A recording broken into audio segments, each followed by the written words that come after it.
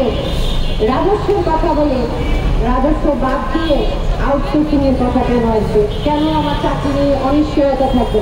কেন ৪৩ দিন ধরে রাস্তায় থাকতে হবে বাচ্চা সমেত? নারী ক্ষমতায়নের কথা বলে কোটি কোটি টাকার বাজেট বাস্তবায়িত হয়, অথচ সেই শক্তির কেন্দ্রবিন্দু তথ্য আকার আজকে রাস্তায় কেন? সরকারি প্রকল্পে বছরের পর বছর কাজ করেও কেন তাদেরকে রাজস্বে অন্তর্ভুক্ত করা হয় না? সরকারি প্রকল্পে বছরের পর বছর কাজ করে এই যে দেখেন যেসব মেধাবী ছেলে মেয়েদেরকে নিয়োগ দেওয়া হয়, সুন্দর একটা লোভনীয় ডিপিপি তৈরি করা হয়। বলা হয় তাদের যখন ফাউন্ডেশন ট্রেনিং হয় তখন সে ফাউন্ডেশন ট্রেনিং যারা ক্লাস নেয় বলা হয় প্রকল্প হচ্ছে প্রকল্প ডিপিপি, ডিপিপি হচ্ছে প্রকল্পের বাইবেল, ডিপিপি হচ্ছে প্রকল্পের প্রাণ। একটা প্রকল্প কি করবে না করবে সবকিছু ডিপিপি অনুসারে চলে। তো সেই ডিপিপির মধ্যে যখন লেখা থাকে যে এই প্রকল্প মেয়াদ শেষে এদেরকে রাজস্ব স্থানান্তর করতে হবে, জান দিয়ে কাজ করো, প্রাণ দিয়ে কাজ করো, কাজ করেছে, তাহলে এখন এই প্রহসন কেন? কেন আজকে রাজস্বের কথা বলে রাজস্ব বাদ দিয়ে আউটসোর্সিং এর কথা কেন আসবে? কেন আমার চাকরি নিয়ে অনিশ্চয়তা থাকবে? কেন ৪৩ দিন ধরে রাস্তায় থাকতে হবে বাচ্চা সমেত? 2014 সালের গণ অভ্যুত্থানের মূল আকাঙ্ক্ষা ছিল রাষ্ট্রীয় জবাবদিহিতা। আমরা তাহলে আজ নারী তথ্য সেবা কর্মকর্তা কর্মচারীরা ন্যায্য দাবি নিয়ে সরকারের নিরাপত্তা কেন? কেন সরকার আমাদেরকে এভাবে রাস্তায় ফেলে রেখেছে? কেন কোনো জবাবদিহিতা দেওয়া সরকার প্রয়োজন বোধ করেন নাই? শুধু কি নারী, সেজন্য কি বৈষম্য? আপনাদের কি মনে হয়? আজকে দাবি জানাই এই সরকার কোনো রাজনৈতিক দলের সরকার নয়, এই সরকার হচ্ছে জনগণের সরকার। তাই জনগণের কর্মজীবী নারীদের কথা এই সরকারকে শুনতে হবে।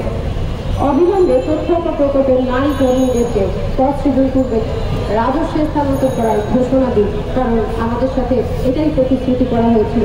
যদি বলেন এই সরকার ঘোষণা করেন না, তাহলে আমরা বলবো রাষ্ট্র ঘোষণা করেছিল। এবং সরকার কখন কে আসবে, কখন কে চেয়ারে থাকবে, এইটা কোনো বড় বিষয় নয়, বরং রাষ্ট্রীয় ওয়াদা যেটা ছিল সেটা রাষ্ট্রীয়ভাবে পালন করা হচ্ছে কিনা সেটাই হচ্ছে কিনা বড় কথা। কারণ হচ্ছে এই যে প্রকল্পের ডিপিপি, এই ডিপিপি হাসিনা নিজের হাতে তৈরি করে না, এই ডিপিপি তৈরি করেছেন আমরা। তাহলে হাসিনার ট্যাগ নিয়ে আমি যখন চাকরি পেয়েছি হাসিনা আমার চেহারা দেখে নেই, হাসিনা তথ্য চিনে না। এই প্রকল্প এনেছে কারা? প্রকল্প এনেছে আমরা। তাহলে কি আমরা বলবো তারা তাদের সাথে তাদের পেট ভারী করার জন্য, তাদের পকেট ভারী করার জন্য প্রকল্প এনেছিল? সেই প্রকল্পের বলি আমরা কেন হবো? আমরা মেধাবীরা কেন আমাদের জীবন শেষ করে এই জায়গা থেকে কেন এভাবে বিদায় নেব? আমরাই তাহলে জবাবদিহিতা দিই। কেন আমাদেরকে রাজস্ব স্থানান্তর করা হবে না? কেন আমাদের সাথে এই প্রহসনমূলক আচরণগুলো করা হবে? প্রকল্পের নামে বছরের পর বছর ঠেকিয়ে রেখে আমাদের জীবনের নিরাপত্তা এবং মর্যাদা পালন করা যাবে না।